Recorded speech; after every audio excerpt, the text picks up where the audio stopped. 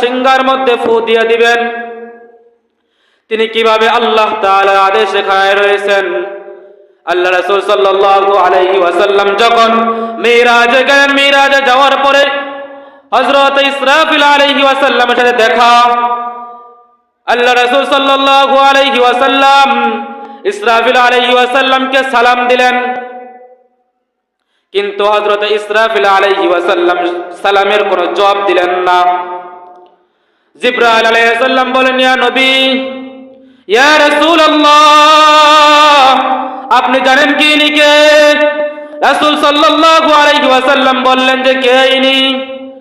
তখন হযরত জিবরাইল আলাইহি ওয়াসাল্লাম বললেন, ইনি হলেন হযরত ইসরাফিল আলাইহি ওয়াসাল্লাম।